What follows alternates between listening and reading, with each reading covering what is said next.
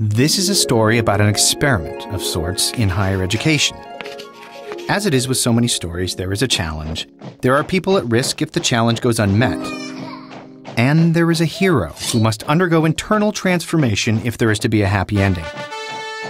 This story is not fiction.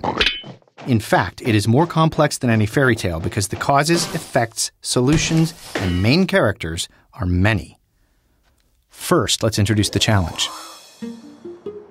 Through the course of global history, different metrics have driven economic growth. America has had its moment as part of the manufacturing economy. The page now turns, and we turn to a knowledge-based economy. America can't compete on cost. We can't compete on size. We're not as big as China and India. And so the only strategy we have is a more educated population at a time when the rest of the world is increasing their degree production, ours is going down, and yet that's the only way we can compete. In the American system, education is not only supposed to provide foot soldiers for American capitalism, it's also supposed to supply us with people who can be effective critics of our economic system and our culture and participate in our political system effectively. But in the end, people who can't get and keep good jobs because they have no access to post-secondary education, they stop participating in the culture, in the political system. We've seen a dramatic increase in the number of people who say higher education is not only important, but it's essential. You don't even get in the game if you don't have a higher education degree. You don't even get the interview. We not only need more students to graduate from college, we need more students to graduate from college who have the essential competencies that enable them to be successful in the workplace. Without a better educated country, our nation's prosperity is in jeopardy. Those who face the immediate personal effects if we fail to meet this challenge are students. People, young and not so young, who need education in order to stake claims to healthy, engaged, and productive lifestyles in an ever-changing world. How do they see the situation and the risks they face? Students often don't know what they are expected to learn. Professors expect you to come in already knowing that which is important for their course. I've been going to school for 2 years, and I have probably back at the same place that I was when I graduated high school. I had a school counselor tell me that history and English are the most pointless field you can go into. If you're doing a liberal arts degree, that kind of makes the job market hazy. When graduation day comes and you have to get a job or you have to do a next step, so many students aren't sure what that is. They need a more clear transition, I think, to say, here's your marketable skills, here's what you know, and here's the types of jobs that you could do. With the challenge of meeting the demand for college graduates established and the risk of failing to do so understood, education policymakers and leaders went in search of heroes to help avert the looming crisis. In this story, faculty members come forward, educators who, from their vantage points with students, are in a unique position to help address the challenge. But, as it is in all stories, these characters face obstacles of their own. Faculty are very, very busy.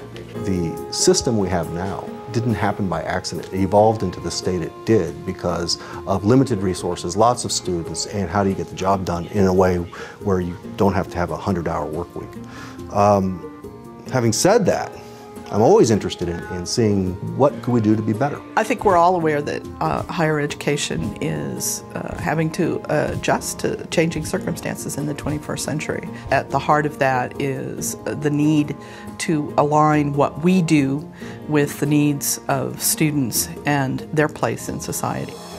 So, faculty members from Indiana, Minnesota, and Utah voluntarily came together from different disciplines and different schools, public and private, large and small. And using a process called tuning, they sought input from students, recent graduates and employers, and set out to clearly define what students must know and be able to do to earn degrees in their disciplines. The idea was that with a clearer path to further education and employment, more and more students could confidently pursue their goals. Of course, this shifted the focus from what should be taught to what students need to learn.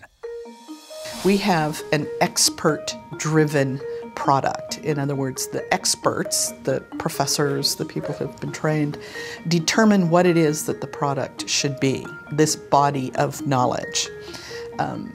We're not abandoning that perspective, but if you look at it from sort of a slightly different direction, in order to see what it is that students need, what it is that the economy needs, what it is society needs, that provides new ideas about what those skills ought to be and how they ought to be defined. It flips the post-secondary system on its head and makes a system that is traditionally focused on meeting the needs and interests of the institution and turns it into a system that is intended to meet the needs of the students that it's supposed to be serving. The whole system is being focused on giving an education that permits that student to move forward in their career or to be able to enter a career and to succeed as a contributing citizen, as a productive worker. We're not trying to say this is the only way to teach, this is the only topic, but we're saying here's some competencies that we think students should achieve. Do you agree? You might do this slightly differently, but you're still trying to get to those competencies. We've actually developed a lot of new learning outcomes perspectives in the U.S. over the last few years. But tuning represents the most important of the ones that we've seen because it's faculty driven. That is, the people who are actually doing the teaching drive the process. And it results in outcomes that students, that employers, and that policymakers can understand and measure. Faculty members met, and they met again. Soon they began to agree on what students need to learn, both subject area knowledge and more general skills they should be able to demonstrate upon graduation, and describe these outcomes in terms everyone could understand. Knowing what they must learn and be able to do at each level of their education in each academic field, the educational path becomes more clearly visible, and transitions into, out of, and within higher education become smoother and more successful. We owe it to students to be very explicit. Here are the competencies that we want you to achieve. Here are the kinds of experiences we're going to offer you to achieve them. If you have high expectations, and then you help students meet those expectations, they'll do it. We need higher education systems that allow the students to sort of navigate through the system in the most cost-effective way, not just community colleges and universities, but potentially through multiple community colleges and multiple universities. It's an extremely useful process to make very clear and precise what it is we're trying to accomplish. As a scientist, this is something we've been trained to do scientifically, but we don't always do in education. There is something magical about faculty coming together and establishing these trust relationships with each other so that if we look at the transcript from another institution, we have confidence that this represents the kind of teaching or the kind of work that we would be doing. It was a collegial exercise, and we had a lot of help from our professional organization, and we received an awful lot of help from one another. There's a lot in it for everyone who's involved in the process. From the perspective of students, they get to know what their credential represents and what they'll be able to do with that degree. From a faculty perspective, they get to understand the relevance of their own work. That is what students do, what employers do with those credentials. Employers get to understand what the credential represents in terms of their workforce. And even policymakers get something out of this, which is that they get to allocate resources based on an understanding of what those degrees represent to the students, to the institutions, and ultimately to society. Even as the characters undertook their process of transformation, the plot thickened as they considered how to measure and assess whether these learning outcomes are met. Once you say that something's a learning outcome, you have to be able to measure it. And then when you start talking about measuring learning, then you have to consider if it can be done and then the ways that it can be done. It can't just be about testing. It has to be about maybe a portfolio. I mean, maybe that students have a sense of their own development as a writer or a mathematician. We need to be able to articulate that fairly specifically to the students at the beginning of their education. This is what we hope you will become. And then we need to be able to articulate to potential employers, here's what they have become. I think that's a great challenge. I don't know what the answer is, but we'll see it.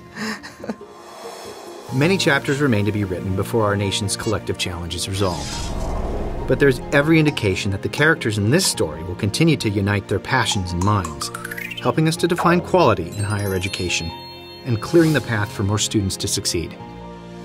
I like the metaphor of tuning because it assumes that it's a continual process, that you're never finished because things will happen and it'll go out of tune, and so you retune it. It's not just to fill in a report card that an administrator needs to submit. You're part of a larger national discussion.